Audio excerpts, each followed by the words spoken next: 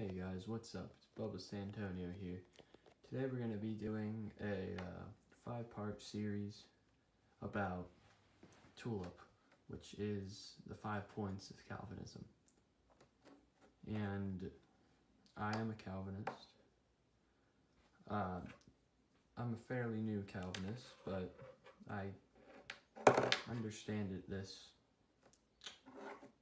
pretty well. I don't have all the answers. I'm not the biggest expert in Calvinism, but before this video starts, I want you guys to like the video and subscribe. Today we'll be talking about the first point of Calvinism, which is total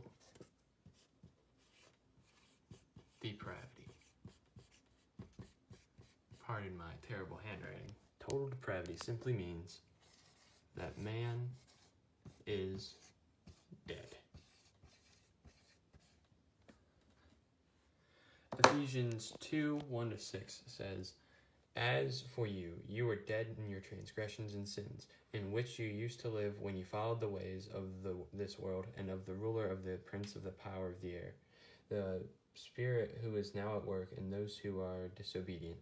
All of us also lived among them at one time, gratifying the cravings of our flesh and following its desires and thoughts. Like the rest, we were by nature deserving of wrath, but because of his great love for us, God is rich in mercy, made us alive with Christ even when we were dead in transgressions.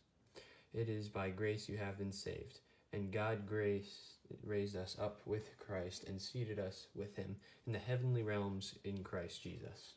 Ephesians 2:1-6 basically says that we are dead in sin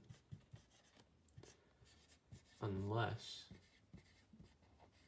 we, that's a little bad W right there, unless we are born again. Romans 8:7 says, "The mind governed by the flesh is hostile to God. It does not submit to God's law, nor can it do so." And Romans 3:10-12 says, "As it is written, there is no righteous, no, not one. There is none who understands, there is none who seeks God. All have turned away. They have together become worthless. There is no one who does good, not even one." In conclusion, man's will is stubbornly steeled against God. Here are a few highly debated questions about this. Can an unbeliever do good works? The answer is no. Romans 14:23 says, "But whoever has doubts is condemned if they eat, because their eating is not from faith, and everything that does not come from faith is sin." So, the answer to this question is simply no. Question 2. Can a man want to be born again and follow instructions on how to do it? No. That would be like saying that a man in a grave can desire to come out of the grave or follow instructions on how to be made alive. It would be like trying to lure him out of the grave. John 6:63 says, "The Spirit gives life. The flesh counts for nothing. The words I have spoken to you, they are full of the Spirit and life." Question 3. Can any man accept Christ to be saved? Of course not. Accepting Christ is a good work done only by a Christian. Only after God makes a person alive can he and will he accept Christ. "No man can come unto me except the Father which hath sent me drawn him." John 6:44. Now for the fourth and final question. Can you offer salvation to anyone? This is impossible. One might as well offer food to a dead man than salvation to a dead sinner.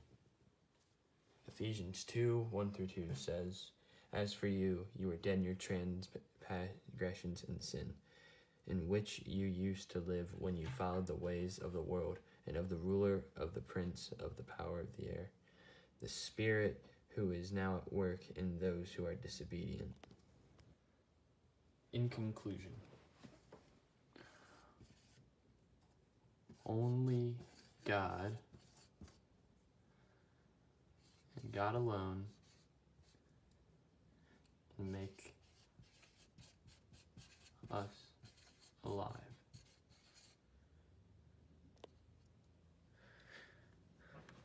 God does this.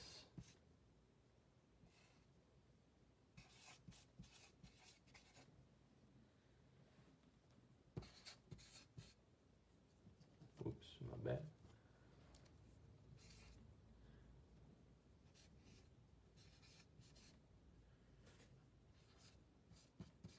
God does this sovereignly.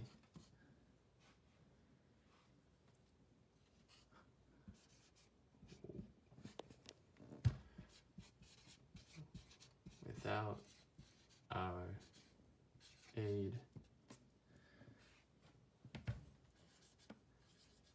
and help. So my bad. Without our aid and asking.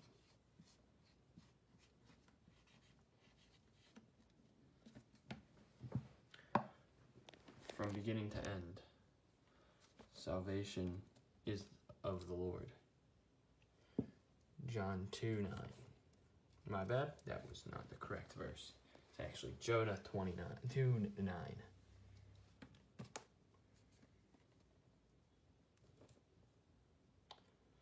For I with shouts of grateful praise will sacrifice to you. That I have vowed I will make good. I will say, salvation comes from the Lord.